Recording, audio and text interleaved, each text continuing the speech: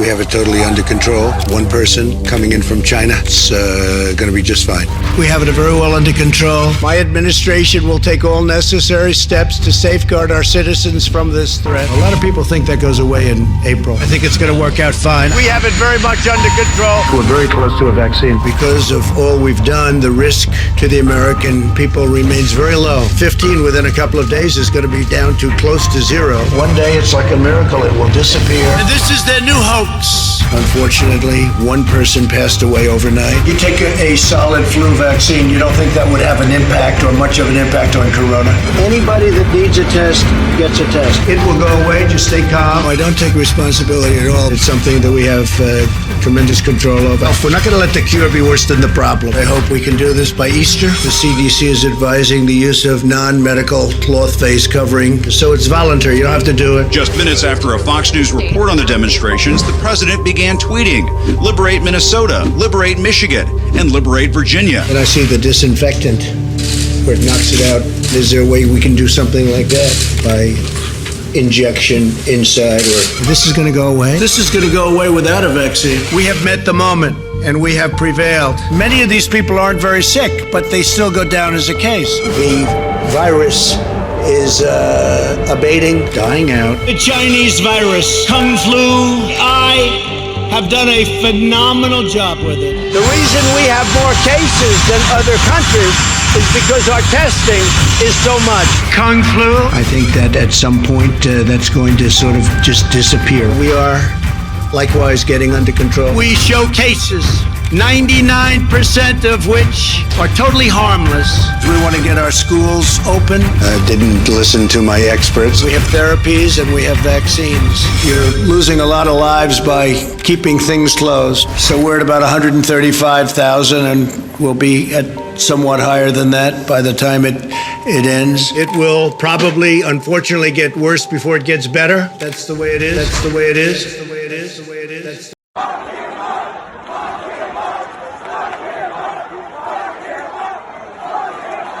I say, maybe you can, maybe you can't. I'm not a doctor. But I'm like a person that has a good, you know what. Last thing before we go tonight, while reasonable people may disagree, what happened a year ago today was one of the low points of the Trump presidency. And while that's saying a lot, it was certainly among the low points of the failure to protect the American people from a raging pandemic. Here is what happened in the White House briefing room that day, a year ago today. As you watch, please remember, the president later said he was being sarcastic. You can be the judge of that as we watch what was a jaw-dropping moment for a nation looking for leadership and not malpractice. So I ask Bill a question that probably some of you are thinking of if you're totally into that world, which I find to be very interesting. So supposing we hit the body with a tremendous, whether it's ultraviolet or just very powerful light, and I think you said that hasn't been checked, but you're going to test it. And then I said, supposing you brought the light inside the body, which you can do either through the skin or in some other way. And I think you said you're going to test that too. Sounds interesting. Right, and then I see the disinfectant where it knocks it out in a minute, 1 minute. And is there a way we can do something like that by injection inside or almost a cleaning? Because you see it gets on the lungs and it does a tremendous number in the lungs. So it'd be interesting to check that. So that you're going to have to use medical doctors with. But it sounds interesting to me. So we'll see. But the whole concept of the light, the way it kills it in 1 minute, that's pretty powerful. Almost a cleaning. The death toll on that day was just under 50,000. We've since lost over 500,000, again, since that day. And after that day, from the CDC to Clorox to Lysol, companies, organizations were forced to issue statements warning folks not to ingest such chemicals. Nonetheless, there was later a rise in calls to poison control hotlines, poison patients showing up in emergency rooms. And lest we forget, Dr. Birx sat there. In fact, it's rather remarkable looking back on it that pulling a Birx or Birxing haven't since entered our lexicon as terms meaning to remain quiet in the face of malpractice and mass death. It truly took a village to watch and listen to the rank stupidity and incompetence that took so many lives. But as we just saw, it's important to remember it started at the top. It comes after President Biden surpassed his goal of vaccinating 200 million Americans, reaching that milestone well before his 100th day in office, which comes next week. But today marks the anniversary of another moment in COVID history, one that will forever define the former president's legacy for generations to come. Now, it is still hard to believe that this really happened 1 year ago today. Supposing we hit the body with a tremendous, whether it's ultraviolet or just very powerful light. And then I said, supposing you brought the light inside the body, which you can do either through the skin or in some other way. And then I see the disinfectant where it knocks it out in a minute, 1 minute. And is there a way we can do something like that by injection inside or almost a cleaning? Needless to say, anyone over the age of 6 with a modicum of common sense knows that could kill you. You do not drink bleach. But Trump's brand of thinking has prevailed among many Republicans, even after the arrival of the vaccine. Take Senator Ron Johnson, for example. No, please take him. In a radio interview yesterday, he needlessly stoked fear of the vaccine and actively discouraged mass immunization. The science tells us that vaccines are 95% effective. So if you have a vaccine, quite honestly, what do you care if your neighbor has one or not? Why is this big push to make sure everybody gets a vaccine and to the point where you better impose it? You're going to shame people. You're going to force them to carry a card to prove that they've been vaccinated so they can participate in society. I'm getting highly suspicious of what's happening here. I mean, why vaccinate everybody for polio? I mean, ugh. Well, to answer Ron Johnson's frankly dumb question, the vast majority of Americans need to be vaccinated for this country to reach herd immunity, which is the only way to end the pandemic. And I mean real, actual herd immunity, not the kind that Trump and his administration seem to be pushing without overtly admitting it by exposing more and more people to COVID at their super spreader events. Here's how Dr. Anthony Fauci responded to Johnson today. Well, there's a pretty good reason. We have 567,000 people who've died so far in this country from this disease. That is a really, really good reason to get people vaccinated with a vaccine that you've shown is highly efficacious and quite safe. Yet Republicans are the most vaccine resistant of any demographic group, thanks to the former president who was unwilling to promote it to his supporters. According to Politico, even Trump's former aides believe his record on the vaccine was a failure. It's no coincidence that, according to an analysis by the New York Times, those anti-vaxxers are most concentrated in the counties that Trump won in 2020. In fact, Republicans today are 8 times more likely than Democrats to say they'll likely never get vaccinated. That's 43% of Republicans, according to a recent Monmouth poll. Now, the vaccine-resistant Trump crowd is becoming a problem for the rest of us.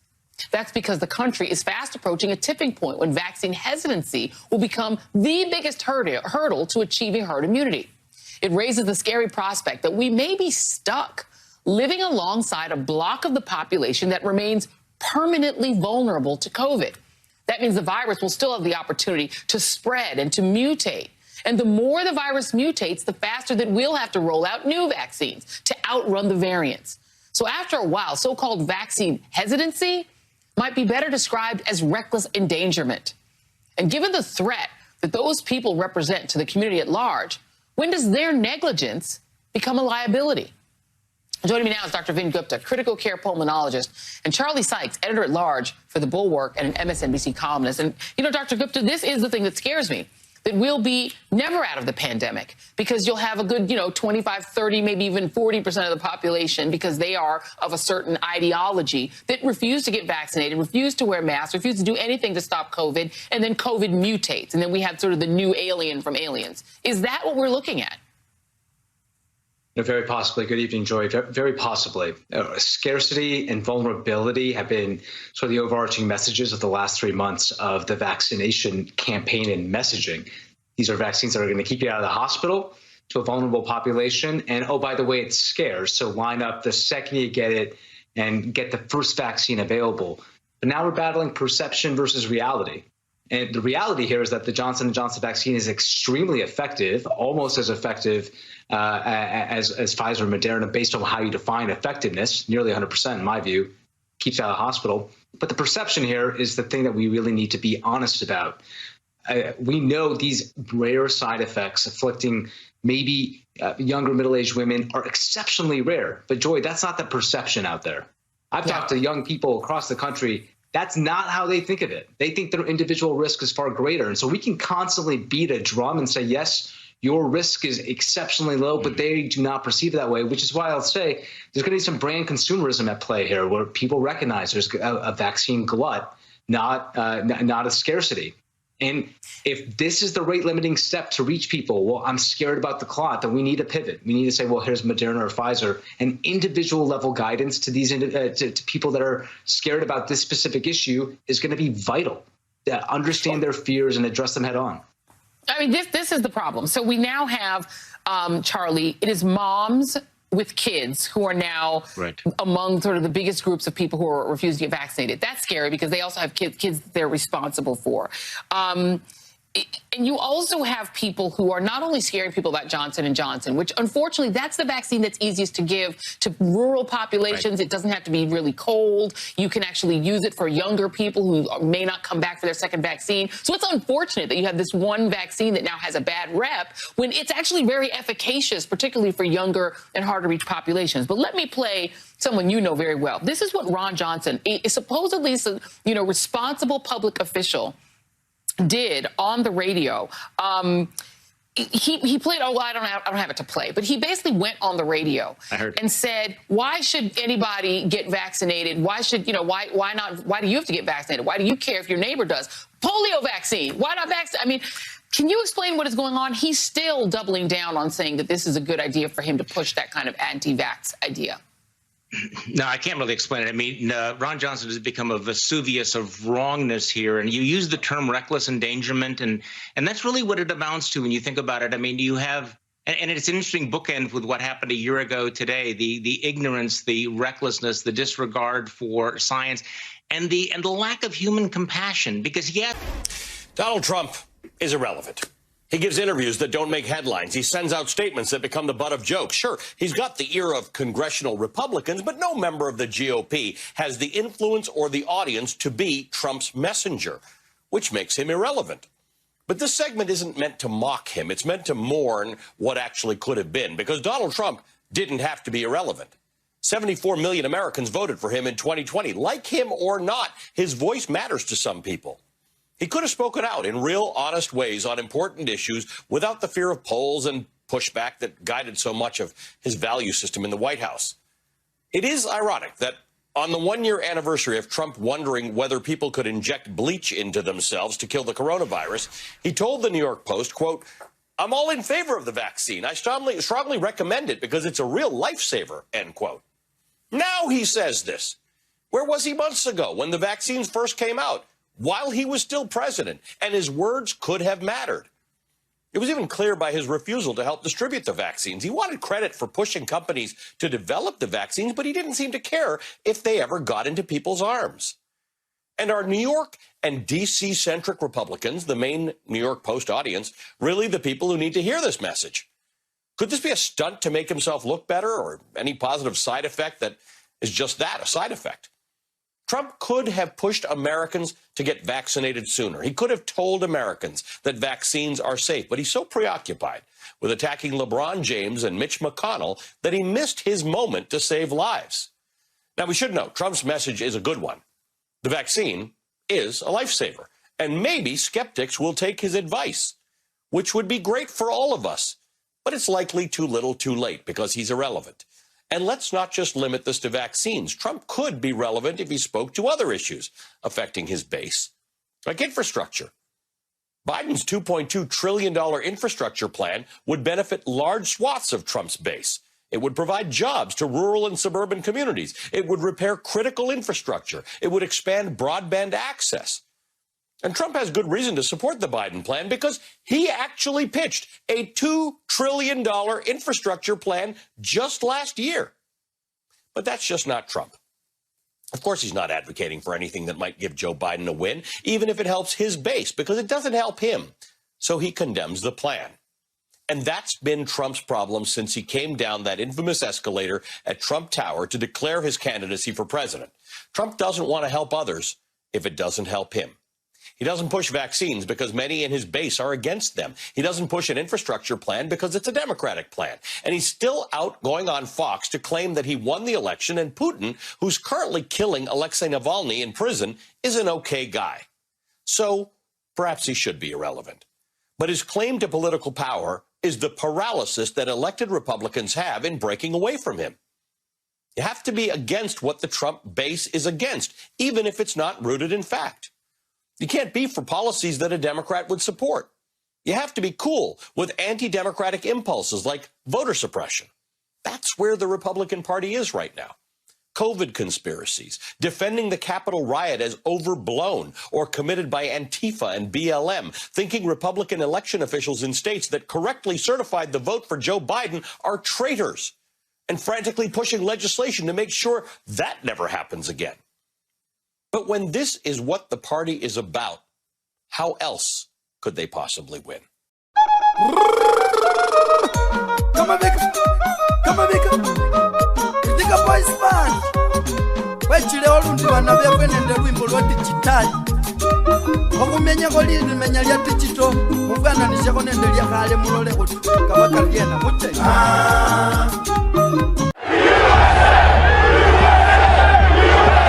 You just see a sea of people. The only way we're going to lose this election is if the election is rigged. Trump flags, Confederate flags, thin blue line flags, don't tread on me flags. I will have lost to the worst candidate in the history of presidential politics. Stop Bastille! Don't let the Democrats take you for granted.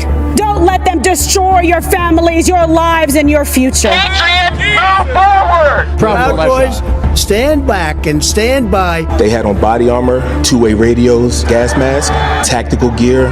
They were ready to go. We've always seen some level of anger from the electorate. But this year, it's getting extreme. Whoever's in charge of this should be hung. America, it's all on the line. You won't be safe in Joe Biden's America. Who's our president? Trump's our president! This is our chance to show them how serious we are. He's against God, he's against guns.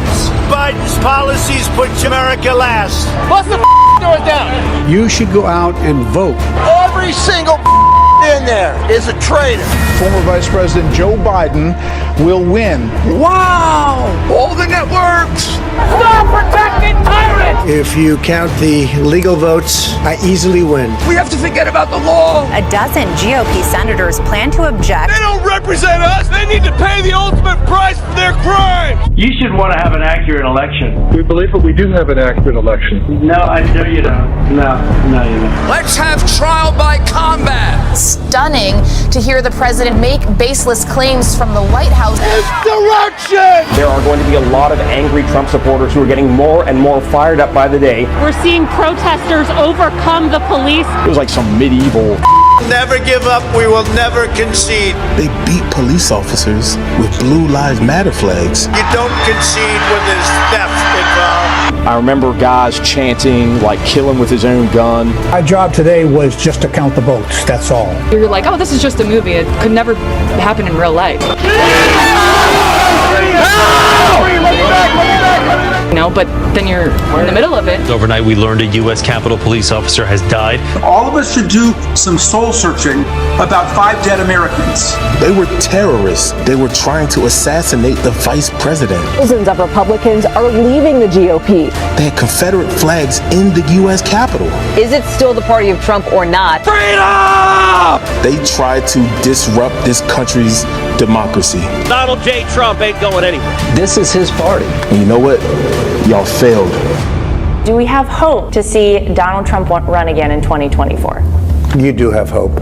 That I can tell you. You do have hope.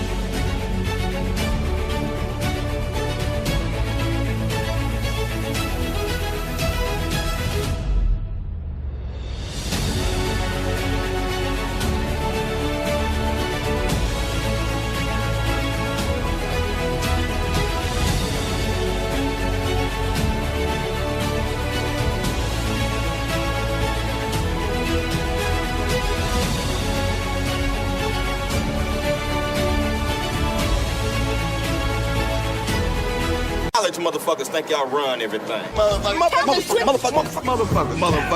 what? Motherfucker. You owe me some money, motherfucker. You motherfuckers talking about? Motherfucker, I eat everything. I eat the pussy, I eat the butt, I eat every motherfucking thing. Motherfucker, I'll chew his ass up, motherfucker. You a smart motherfucker. English, motherfucker. Motherfucker. We're not gonna store it, motherfucker. I'm on the motherfucker. I'm a mushroom cloud laying motherfucker. Ha ha ha. Your clothes, motherfucker. Sewer rat may taste like pumpkin pie, but I never know, cause I wouldn't